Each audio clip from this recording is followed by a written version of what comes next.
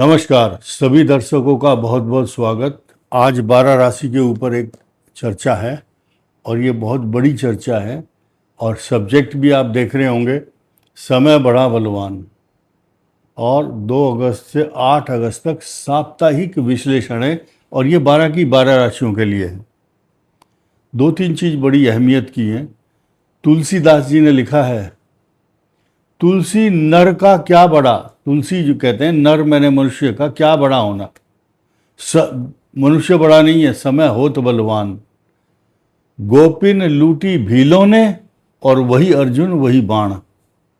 दूसरे शब्दों में किसी और ने इसको बनाया, पुरुष बली नहीं होत है, समय होत बलवान।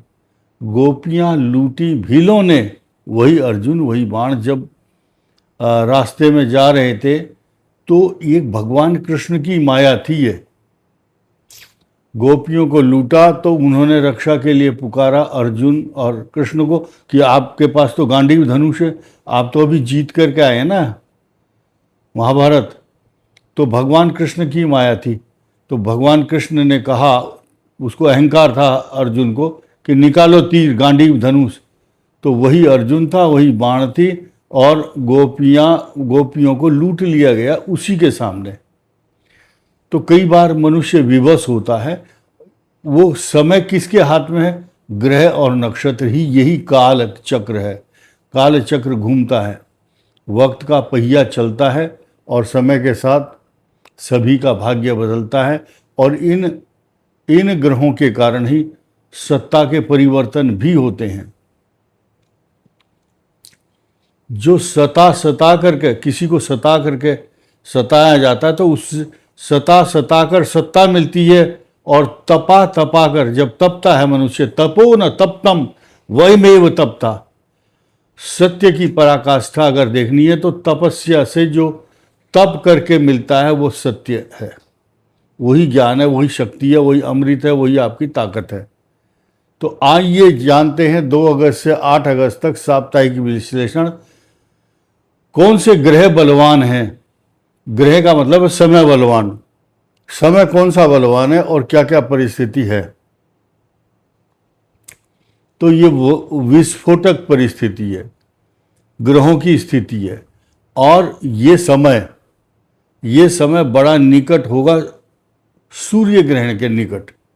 सूर्य ग्रहण जब ठीक 15 दिन के अंदर अंदर में अगर 2 ग्रहण हो जाएं तो सृष्टि में कुछ उथल पुथल, तांडव, विनाशकारी घटनाएं तथा जन आंदोलन बहुत दिन से चर्चा कर रहे हैं। हम कभी किसी को ये नहीं बताते कि हमने पहले ये बोला था, देखो वही हो रहा है। पब्लिक का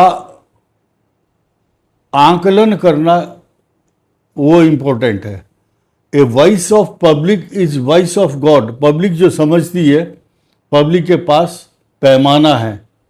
जो ज्योतिषी है वो स्टूडेंट है और उसकी जो एग्जामिनर है वो पब्लिक होती है।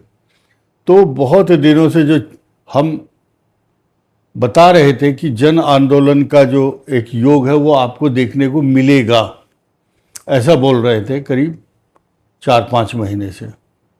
अब आइए जानते हैं कि सूर्य, बुध और बृहस्पति, ये जो कंडीशन है 6 अगस्त को बनेगी बुध की।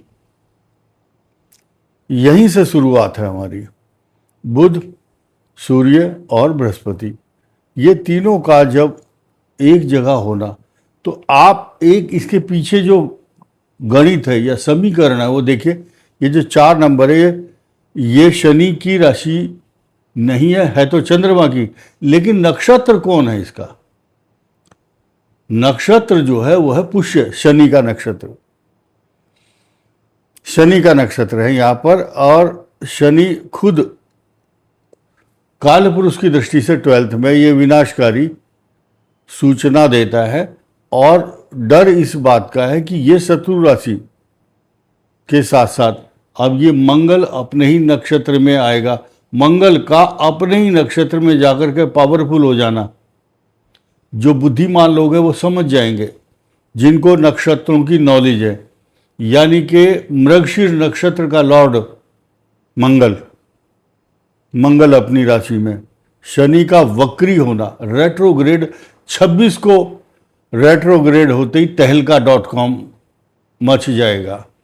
तहलका तांडव, अशांति, क्राइसिस का कारण बन जाता है ये कारण।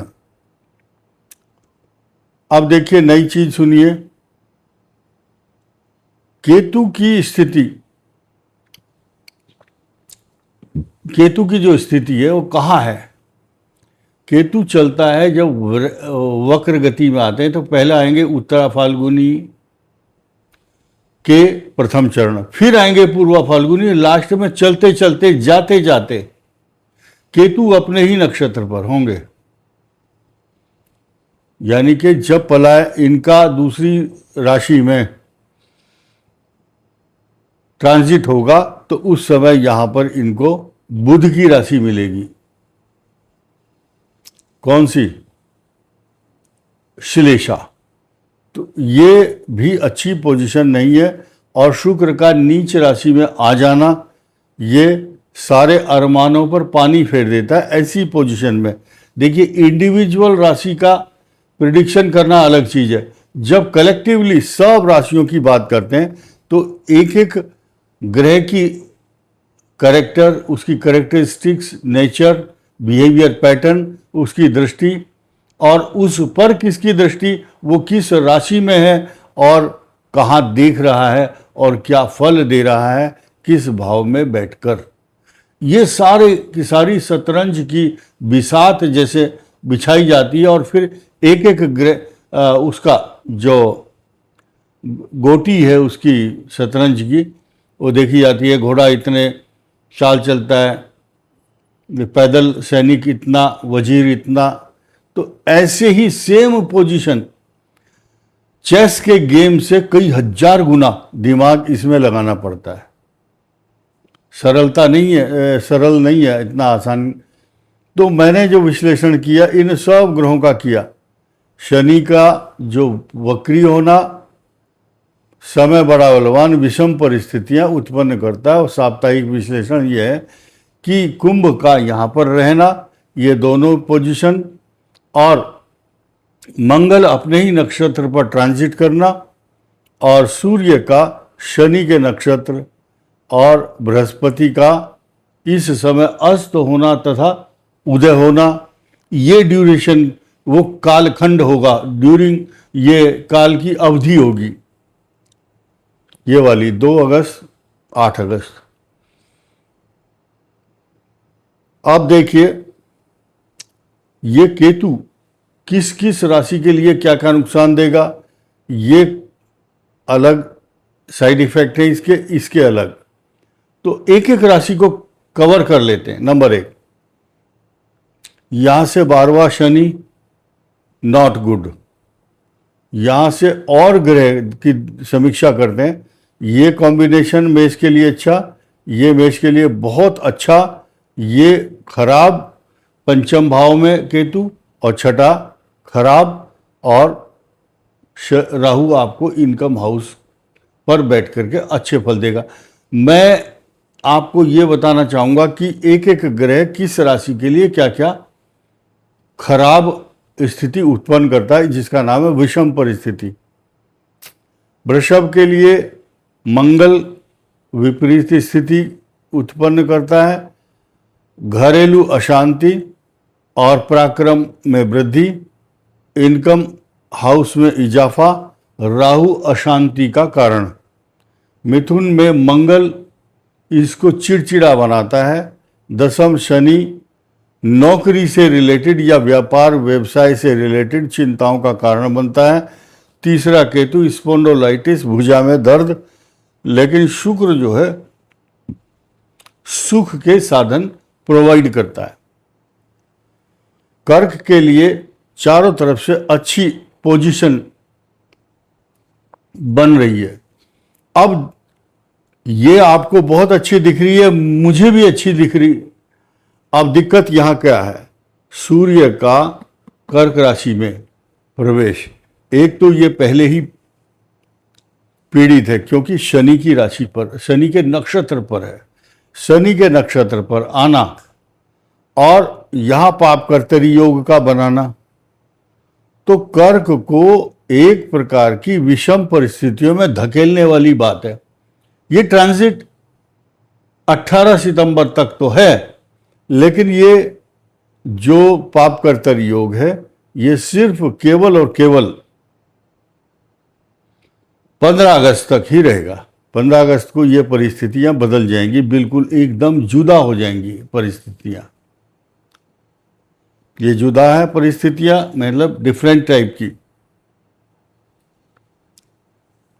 यहां कर्क के से अष्टम भाव में राहु, ये विषम परिस्थिति, लेकिन इस परिस्थिति को इसकी तरफ से कोई शिकवे शिकायत नहीं है, गिला शिकवा नहीं है।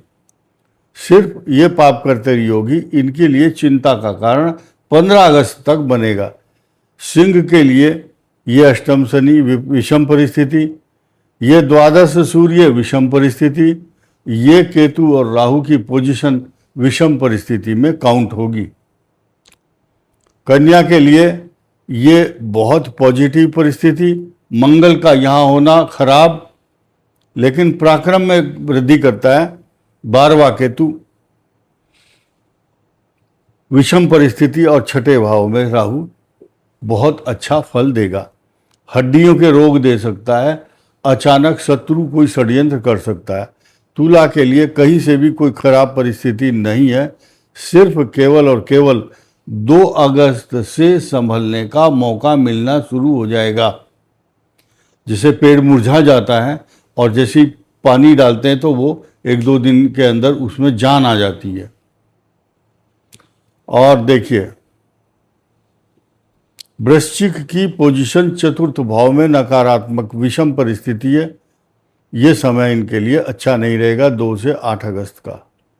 सुख में बाधा, नींद कम आना और बेचैनी, अपमान का भय। अपमान का भय 3 अगस्त के बाद शुरू। संभलना है तो आप संभल कर रहें। क्या प्रिकॉशंस ले सकते हैं आपको मेरे से ज़्यादा अच्छा पता होगा, फिर भी सचेत होना, सचेत होकर रहना, वाहन ठीक चलाना, शत्रुओं के षड्यंत्र से बचना। धनु के लिए विषम परिस्थिति बहुत साफ साफ दिखाई दे रही है कि धनु को शनि देखता है, मंगल भी देखता है और केतु इनके भाग्य स्थान में है, अष्टम सूर्य है। कहीं से भी अच्छी स्थिति नहीं है। सूर्य और मंगल ये 15 अगस्त तक कष्ट देते ही रहेंगे इस राशि को। शनि का पहले से ही प्रकोप चल रहा है। मकर के लिए ये शत्रुओं का और रोगों का, बीमारियों का समय है समाप्त होने का, और आपको हॉस्पिटलाइज अगर होना है तो कम समय के लिए, लेकिन पेट के रोग, बीमारी, कोलेस्ट्रॉल बढ़ना और ये जो प्रोस्टेट से की प्रॉब्लम है, या आपको कोई ना कोई शरीर में विषम, आपकी जो टेस्टिंग है वो अच्छी नहीं आएगी। ब्लड टेस्ट आपको वहम के कारण या ओरिजिनल ही वैसे ही अगर प्रिवेंशन लेंगे तो that will be better for your health. Kumbh के लिए बहुत अच्छी पोजीशन नहीं है। देखिए, ये आया पंचम भाव, बुद्धि, विद्या, ज्ञान, संतान, विवेक, एजुकेशन, विचार शक्ति, गुस्सा, झुंझलाहट, सब का प्रतीक है ये। कुंभ को ज़्यादा संभलना होगा, विषम परिस्थितियां हैं।